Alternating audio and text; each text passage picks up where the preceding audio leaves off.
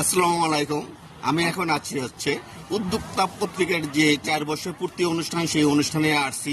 এখানে আসার পরে আমার অনেক উদ্যোক্তা বোনদের সাথে দেখা হয়ে গেল এবং উদ্যোক্তা এক বোন আমার জন্য এই, আচার নিয়ে আসছে। সেই আচার খেলাম এবং আচারটা এতটাই সুস্বাদু এবং মজাদার, সেটা ভাষায় প্রকাশ করা যাবে না। এবং আপনাদের আমি সেই আপার সরাসরি সাক্ষাৎকার আপনাদের দেখাবো, আপনারা আমার সাথে থাকুন। হচ্ছে সেই আপা, যে আপার আচার খেলাম, সেই আপার আচারের আমি এখন আপার কাছে আমি আচারের রিভিউ সম্বন্ধে এবং এই আচারের যে গুণগত মান কি এবং বিস্তারিত সব আলাপ আলোচনা আপনার কাছ থেকেই আমি শুনবো। আপা পেশ সহকারে আমার এই এখানে পরিচয় দিয়ে আমার ফ্যান ফলোয়ারদের জানাবেন এটার বিশেষত্বটা কি। আসসালামু আলাইকুম। ওয়ালাইকুম আসসালাম। আসসালামু আলাইকুম প্রিয় দর্শকরা। এটা আসলে আমি বেসিক্যালি আসলে কেক নিয়ে কাজ করি এবং ডেজার্ট নিয়ে কাজ করি। এটা আমার উদ্যোক্তা ভাই বোনদের জন্য আমি এই কাশ্মীরি আচারটা এনেছি, যে ওরা খাবে সেই জন্য আমি এখানে এনেছি। আমার পেজের নাম আফরিন চিয়াম্মি কেক অ্যান্ড ব্লগ। আমি আফরিন চিয়াম্মিতে ওখানে আমি কেকের কাজ করি বেসিক্যালি এবং ডেজার্ট নিয়ে কাজ করি। আর আপনি যে উদ্যোক্তা জীবনে বিভিন্ন প্রোডাক্ট নিয়ে কাজ করছেন এবং আপনার এই প্রোডাক্টগুলোর মধ্যে সবচেয়ে কোনটা মার্কেটে সারা জাগিয়েছে সেটা একটু বলবেন। আমার কেক এবং ডেজার্ট, বধূবরণ একটা পিঠা, আমি ডেজার্ট কুইন হয়েছি সেই পিঠাটা নিয়ে।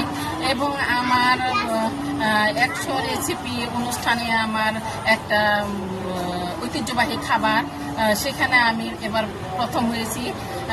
100 জন উদ্যোক্তার মধ্যে আমি প্রথম হয়েছি এবং এরকম আমার বহুত প্রাপ্তি আছে আমার। এবং উদ্যোক্তা জীবনে যে কাজ করছেন, এই সফল নারী হিসেবে এ পর্যন্ত আসছেন, আপনি কি এই আসার পথে বিভিন্ন প্রতিবন্ধকতা করছেন, পরিস্থিতির শিকার হয়েছেন কিনা সেটা একটু বলবেন।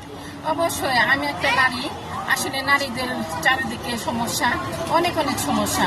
সেই সমস্যাগুলি বাধা পেরিয়ে আমাদের আজকে এখানে এসে দাঁড়িয়েছি।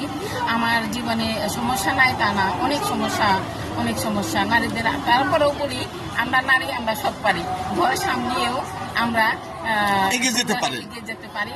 এবং এই যে উদ্যোক্তা হিসাবে আমি গর্ববোধ করি এবং আলহামদুলিল্লাহ। আর আপনি যে মোটামুটি সফল নারী উদ্যোক্তা হয়েছেন এবং আপনি নতুন যারা উদ্যোক্তা হতে চায় তাদের উদ্দেশ্যে আপনি কি বলবেন? উদ্যোক্তা বোনদের জন্য অবশ্যই বলতে হবে অনেক চেষ্টা এবং ধৈর্য করে এবং কাজের প্রতি ভালোবাসা রেখে এগিয়ে যেতে হবে। ঠিক আছে, ভালো থাকবেন। আর হলো আমি আপনাকে শুধু দেখালাম, আর এটা যেহেতু এখানে কোনো খাবার শো করা হয় নাই, আপা হলো আমাদের জন্য খাবারের জন্য এই আচারটা এনেছিল। এই